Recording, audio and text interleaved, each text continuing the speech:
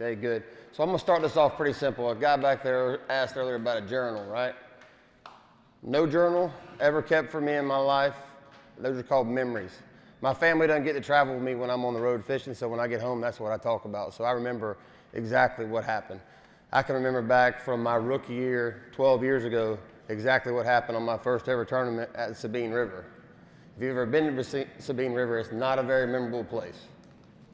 Got good memories there. It's the first time I walked across the stage. Something else I don't keep. This is going to shock you all. I don't keep any waypoints. Who here keeps waypoints and just keeps them year after year? Raise your hand. Oh, I know you're lying. I know you all keep waypoints. I keep none. When my boat goes the next year, whoever buys it, they get the collection of the waypoints that I kept for that year. Just to let you know how few that I keep, the boy that bought my boat fishes at Montevello fishing. He's a boy that I mentor at home. He got so excited because he thought, man, he's going to have these units just jacked full of this information. And we fished their home lake this year. He turned it on and looked at it, and he called me. He said, where are all the waypoints? I said, what are you talking about?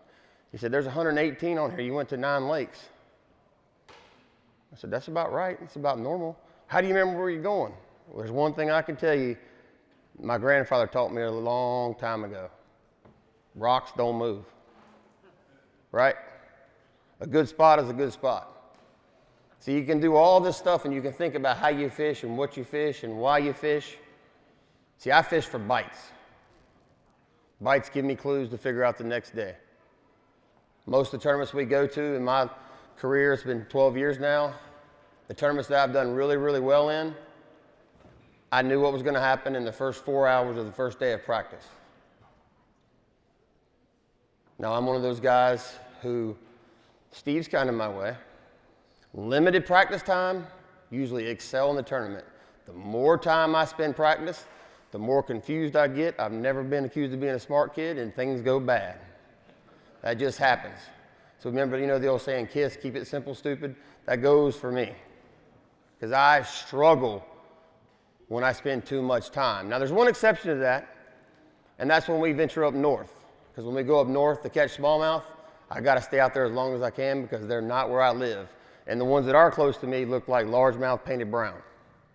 They're not the same creature, nowhere near the same animal. The one thing I can tell everybody in this room, if you've never made a trip to either the St. Lawrence River, St. Clair, Champlain, these boys that have been will tell you, especially the St. Lawrence River, that is a special place God put on this earth, I promise you. That's a place that you all should see at least one time.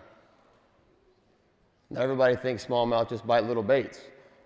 I watched Steve Kennedy go down the bank at the St. Lawrence River throwing a bait about yay big and catching them on it. See, people get scared of big baits. They see big baits, they think big fish, not a lot of bites. It's true, sometimes. But what I've learned over my years of fishing, no matter where I go across the country, big baits will tell a tale, especially when fish are shallow. You could throw big baits. You may not catch fish on them in practice, but a big bait will show you what lives there. I promise you. You can take a glide bait to about any lake in the country when the fish are shallow and throw it, and it'll show you what's living in that area. You may not catch them on it, but it gives you kind of a clue. And then every once in a while, you have one of those special occasions which are very, very impossible to remember, where a lot of big ones eat it. And there is no other better way to catch a bass, in my opinion. Now, I love throwing a jerkbait, love throwing a jig, but when you throw something that's 8 to 10 inches long and you watch something just track it and just annihilate it, it's one of the best feelings in fishing in the world. I mean, it's like the greatest thing to see that happen. So I can't put that in a journal.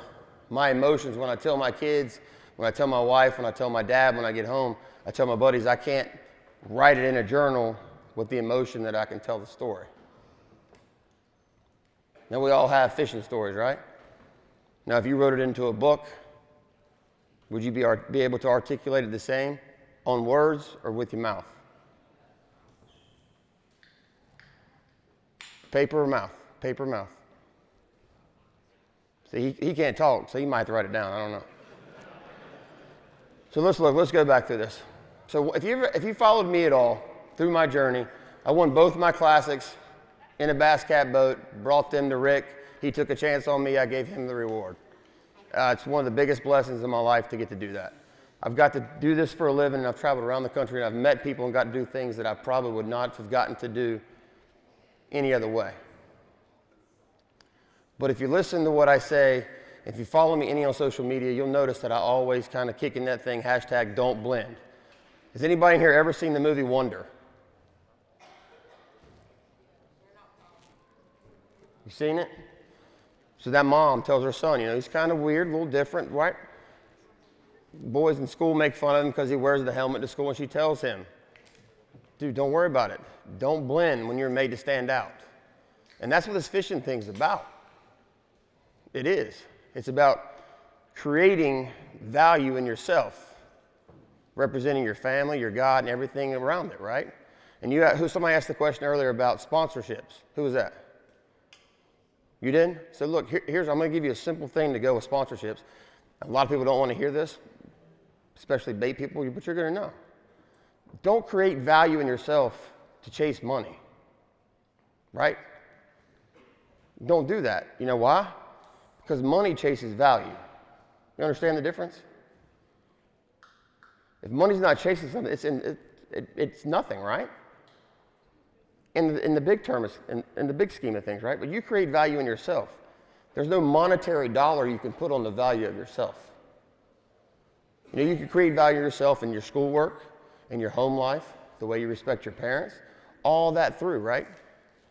There's all kinds of ways to create value in yourself. And sponsors and people that are looking to join your crew with you, when they want to come on your ride with you, they're looking at other things than can you just catch a fish? Can you just sell a bait? They look at how do you dress? How do you speak to your elders? Do you open the door when a lady's coming through? Yes, sir. No, ma'am. Right? All that stuff's important. Because we can dream about being a professional fisherman. We can dream about being an astronaut. We can dream about anything. And the greatest thing about dreams is if you tell somebody your dream, or you tell somebody your dream, or you tell somebody your dream, and they don't laugh, your dream's not big enough. We dream big, right? We want big things to happen. Everybody wants that. But see, we were all built to shine, but you're not built to shine so people can see you. That's not what it's about. That's not what your gift's for. Your gift is built for you to shine so people can see Him through you. You understand the difference? It'll take you a while, but you'll learn. See, life is weird. As we're growing up and we're younger, we can't wait to get older. But once we get older, God, we wish we could be young again. And that's backwards, right? It shouldn't be that way. But we spend too much time worrying about everything, too much worrying about problems that seem to be huge to y'all right now, in the grand scheme of things, are just teeny. They're teeny little problems. And there could be something heavy on somebody in this room right now, and it could be just bothering you, and it's the end of the world. Well, guess what? You woke up this morning. God's not done with you yet. There's a lot of things that can happen. There's a lot of possibilities. It's endless. Now, for you guys in here now, especially the young ones, you've got a very different society you're growing up in. Times are changing, right? Things are a little uncertain, right? Maybe not right here, maybe not right at this time, but in the world, in the grand scheme of things, things are a little weird. So what does that mean for you guys? That means whatever you decide to do, you need to be a monster doing it. I'm not talking about monster like horror movie monster. I'm talking about you have to have the drive and determination. You want to do it to be the best. You've got to be a monster. You've got to turn into a warrior in whatever craft you decide. Because there's a saying, and it's really not any pun going on what's going on over in the Middle East right now, but it's better to be a warrior in a garden than a gardener in a war. You got me? Or is that too high? I got a lot of these what's next looks. You understand that? You understand that? I'm telling you, be the best, because here's what's going to happen. As you grow up and you go through life, especially in this fishing journey or in your life journey, whatever it is, you're going to have people that come along for the ride. Right? And you're going to have haters that talk about you. I'm sure you've all at some point in time had something, right? Because you have something they don't. You have a bigger boat, you have a faster boat, you got a bigger rifle, you got a bigger truck, whatever, right? There's people that are going to talk and run their mouth about you, correct? I know it happens. It happens to the adults, all walks of life. Well, let me let you on a little thing right now. Nobody that's doing more than you is going to talk junk about you.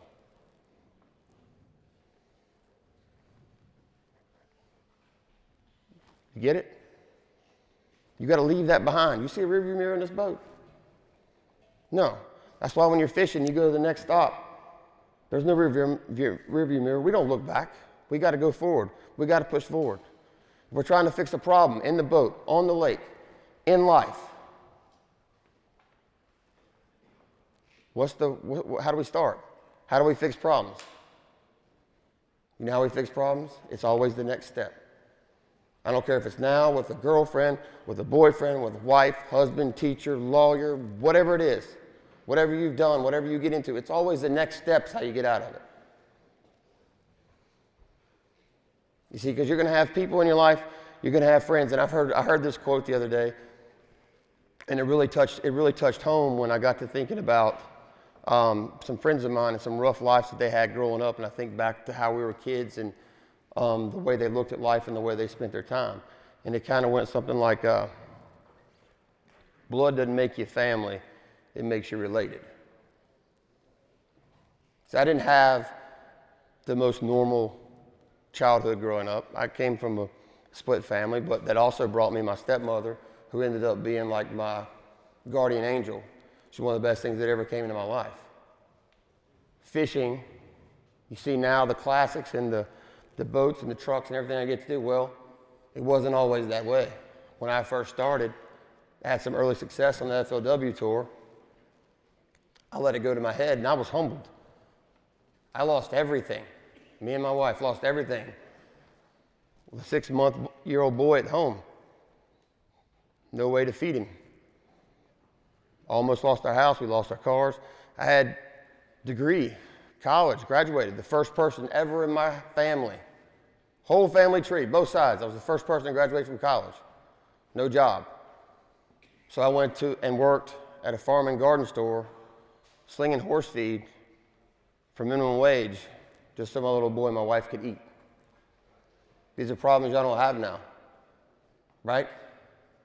Everything's good. We're young. We're sitting here tonight. We're getting to enjoy this. We're on a fishing team. Everything's good. You never know what the future holds. It's not about getting knocked down. Rocky, if you've ever watched those movies, he'll tell you it's never about getting knocked down. It's how you get back up. People want to see you respond. Responding defines character. Don't complain. Don't complain because little Johnny's got the latest Revo and he's got a full stock line of missile baits, and all you've got is the $2.99 pack. Well, it's not $2.99 anymore. Nothing is. $5 pack of Zoom baits that you had to get from Walmart off the bargain bin. I got news for you. Fish ain't that smart. Brain's about that big. They swim, they eat, they make little fish. That's all they do. See, just fishing is the same thing we do in life. We try to overthink things, overanalyze, and we complicate things. You knock all the noise out of the way when you're fishing. It's just you trying to get him. You show up at a tournament, you're not fishing against that guy or that guy, that guy or that girl. You fish against the fish. You catch them, he happens to catch more, he beat the fish that day. It gets a little more complicated when you start doing it for a living and money. It's kind of hard to go off and say, tell your wife when you come home, well, I beat the fish, but everybody else beat the crap out of me. Well, sometimes that happens. But that's something you hear about professional fishing that you don't really understand is a lot of guys go off and work 6, 10, 12 days in a row, have a bad streak, don't get paid.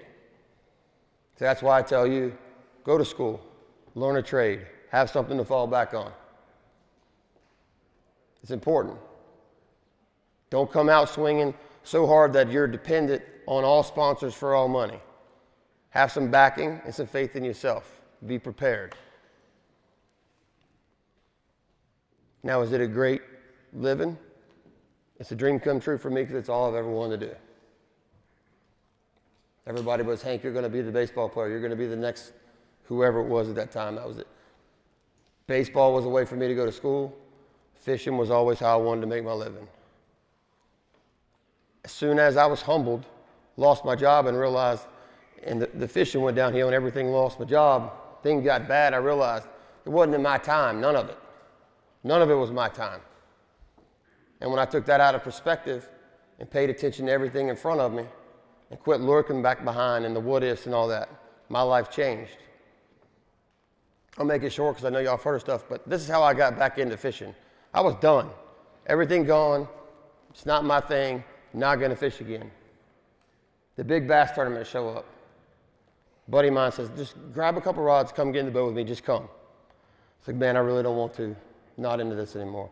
He's like, you need to come. I said, okay, I'll go. Flash forward, I win the big bass tournament. I win a brand new boat. So there's the itch. I tell my wife, I want 2 years just to see if I could make the elites. I don't have to go. I want 2 years just to see if I could do it. First year in the Opens, I was horrible. I mean, beyond horrible. I acted like I'd never fished before. It was so bad. Second year, really good year. Comes down to the last tournament at Smith Lake in Alabama. Final day of the weigh-in, and I win by 1 ounce. They put me in the elites. They put me in the classic. 5 months later, I lose one of the biggest fish of my life, lose the classic, but my career started going the right direction. Everybody's what ifs, I don't know. I never attended a Bassmaster Classic until I made the elites.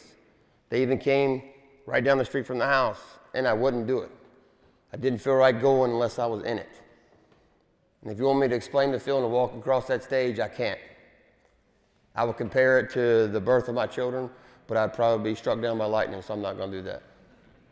I would compare it to my wedding day, but my wife would probably shoot me when I got home. You combine those things, and it's that. It's everybody's dream. So that's what I'm telling you guys. Look, this isn't an impossible dream, but this, handled the wrong way, this obsession, this passion, handled the wrong way, can turn into a nightmare. If you don't believe me, I'm sure Rick's seen it. I'm sure John Cruz has seen it. I'm sure Steve's seen it. It happens. A career doing this is not built on a credit card. This is not worth your family. It's not worth your friends. It's not worth being a huge detriment to your life for the rest of your life. You understand? You can fish competitively as long as you want. But once you make this step and you want to try to fish professionally, make sure you've planned it. Make sure you've got some good guidance from your parents. Make sure you've thought it out. And make sure you understand that there is a point of return. Don't be that guy that walks off the end and you're out there to drown, right? It's not all the glory that you see, but it can bring happiness. But once again, that's the best thing about fishing is you don't have to be on my level and Steve's level and John's level to enjoy this and have passion to fish. That's all put into you from the first time that little bobber, and I guarantee it's how it all started when that little cork went and you catching bluegill or catching crappie or whatever you're catching, that's what starts it. Just like deer hunting, you just want to kill a deer. Just want to kill a deer. Once you kill a deer, I want to kill a buck. I want to kill a buck. Once I've killed a buck, I want to kill a big buck. Then I want to kill a damn big one. Trust me, I have my wife and my son. They're all about how big the horns are. They have a competition going. Who's got the biggest deer on the wall at the house? They're mine, but they try. They're not getting there. So, look, just enjoy being a kid. Respect your parents. Anytime you go on that water, thank that boat captain for taking you. That stuff's important. Remember, you're making memories. They're making memories with you. Some of that stuff, I'm telling you, are the best days of your life before you have to know what real problems are about and real solutions are about. Don't take school for a joke. Respect your teachers and respect where you're at. Because if you don't believe me, you can look across the globe right now. There's some bad stuff going on in other places. And that's my last thing I'm going to tell you. You see veterans, you see law enforcement, you see military people, you thank them for their service because you would not be here without their sacrifice. That's near and dear to my heart. I work with the Warrior's Journey. My son, my daughter, they will go out of their way. I don't care if we're at Waffle House or Walmart. They see a veteran wearing a hat, they go out of their way to thank them for their service. And I'll leave you with this. If you want to know how to get started, you want to know how to get on the path of good habits, first thing every morning, just make your damn bed up. If you make your bed up every morning, you've got one task done for the day. You're already ahead of the game. Seems trivial. You get in that habit and watch how other things follow. I appreciate y'all letting me talk to you. I'm not going to talk too long as they did. I look like I scared the crap out of you. If I did, I'm sorry. Sometimes you just need to hear things. You're a good-looking bunch of kids, and I wish you the best in the future.